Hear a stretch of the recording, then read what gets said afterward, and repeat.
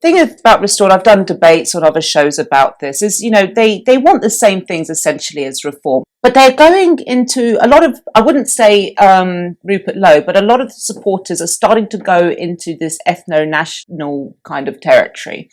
That's their right. They can express. What do you mean by that? They're starting to look at what's considered British. So I put it to one, like, if there's a black man who's third generation living in this country and he serves in the British Army, for me, he's British.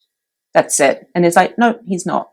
I was like, but he might not be English lineage. He might not be Anglo-Saxon, but he's British. I think if someone's integrated into society and they have contributed and they're loyal to the society, now that's really important, because I don't like how a lot of people are putting other countries first, okay? That they're voting for certain people to get into power because their loyalties are with another country. Correct. If their loyalties with Gaza, go there. If your loyalties with Israel, go there. This is where your loyalty should be. That is something that needs to be spoken about.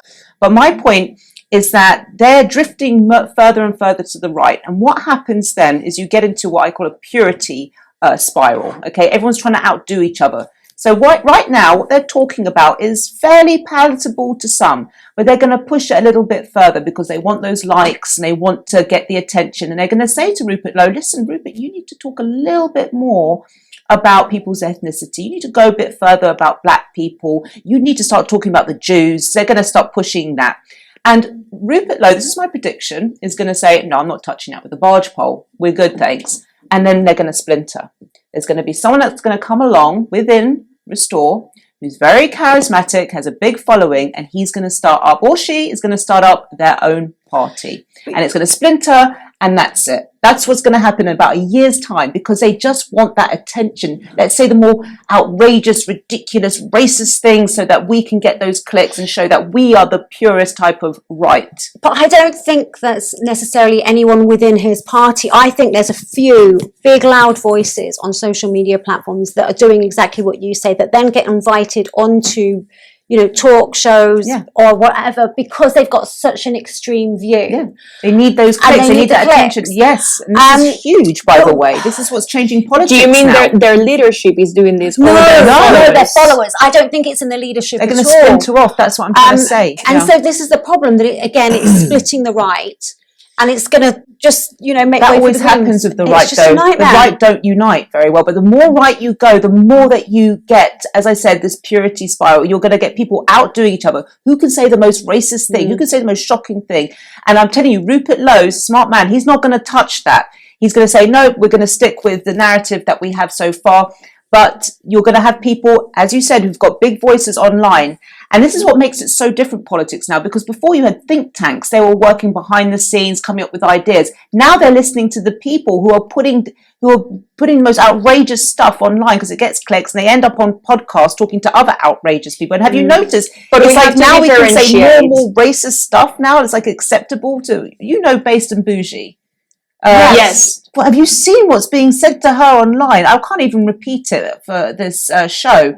And she's someone who I would say is very loyal to this country. Yes, you're right. And she holds that Union Jack up with such pride. But she's usually told this thing at leftist rallies. That's where the racist stuff is actually coming from the right. And it's coming from a lot of Restore voters just going, deport. And I'm not going to say the words that they're using, but it's not coming from the left. The left and the right have just the same problems. But again, a lot of these are anonymous. A lot of these are anonymous accounts, and this is another problem with social. Not so much more. Really? Yeah, it's getting a lot more people speaking freely since Elon Musk bought X. But free speech is free speech. I know, and I'm an advocate even when you don't like it. Even when you don't like it, and we have to differentiate between people who are saying awful things for clickbait and the average person, whether Reform or Restore. I am a Reform supporter, and I very much support Nigel, and I am personally acquainted with some of the people that are part of Reform, and I believe in them, and I believe in the message. However, you have to feel something for some of the Restore supporters that are the average person who is desperate with the situation in the country, and they want not more extreme but clearer language on how these things that they are desperate about, how they will be carried out and what will be done about it. And I think that Restore is trying to tap into that emotion of desperation and exaggerating it. The fact of the matter is that Rupert Lowe Nigel Farage and Kemi Badenoch, if you sat the three of them down and went through issue by issue what their opinions were on everything, course. all three of them on 95% of stuff agree. would agree with each It doesn't other. matter. The Conservatives have a bad legacy. No offence, but they do. Under the Boris wave, 1.3 million immigrants came to this country. People have not got long memories.